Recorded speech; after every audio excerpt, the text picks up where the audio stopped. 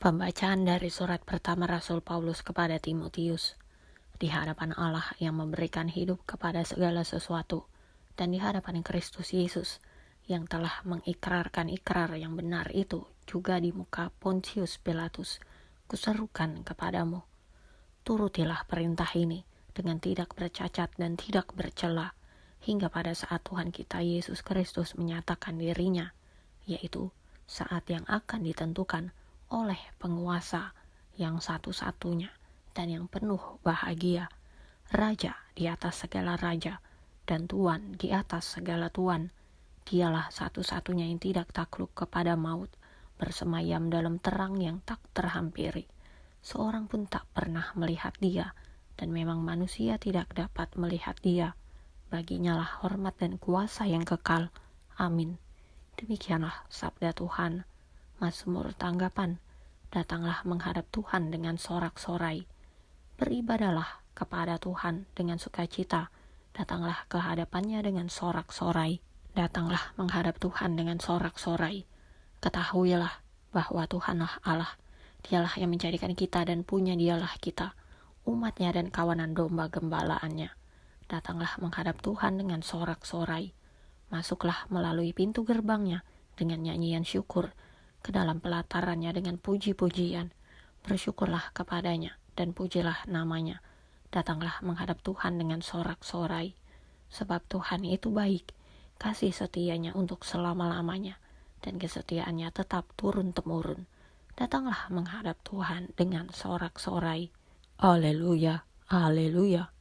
Berbahagialah orang yang menyimpan sabda Allah dalam hati yang baik dan tulus ikhlas, dan menghasilkan buah dalam ketekunan. Haleluya, haleluya. Bacaan Injil menurut Santo Lukas. Ketika orang banyak berbondong-bondong datang, yaitu orang-orang yang dari kota ke kota menggabungkan diri pada Yesus, berkatalah ia dalam suatu perumpamaan.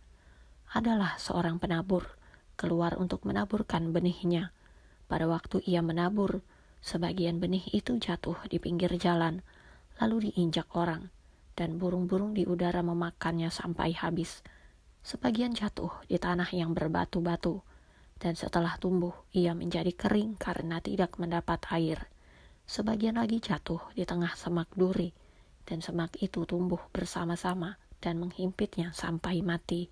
Dan sebagian jatuh di tanah yang baik, dan setelah tumbuh berbuah 100 kali lipat. Setelah berkata demikian, Yesus berseru, "Siapa mempunyai telinga untuk mendengar, hendaklah ia mendengar." Murid-muridnya bertanya kepadanya, apa maksud perumpamaan itu?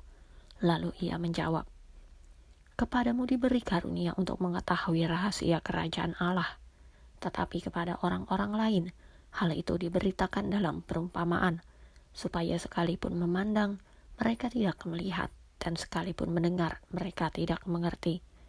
Inilah arti perumpamaan itu. Benih itu ialah firman Allah. Yang jatuh di pinggir jalan itu ialah orang yang telah mendengarnya. Kemudian datanglah iblis, lalu mengambil firman itu dari dalam hati mereka, supaya mereka jangan percaya dan diselamatkan. Yang jatuh di tanah yang berbatu-batu itu ialah orang yang setelah mendengar firman itu, menerimanya dengan gembira. Tetapi mereka itu tidak berakar. Mereka percaya sebentar saja, dan dalam masa pencobaan mereka murtad. Yang jatuh dalam semak duri ialah orang yang telah mendengar firman itu, dan dalam pertumbuhan selanjutnya, mereka terhimpit oleh kekhawatiran dan kekayaan dan kenikmatan hidup, sehingga mereka tidak menghasilkan buah yang matang. Yang jatuh di tanah yang baik itu ialah orang yang setelah mendengar firman itu, menyimpannya dalam hati yang baik, dan mengeluarkan buah dalam ketekunan. Demikianlah Injil Tuhan.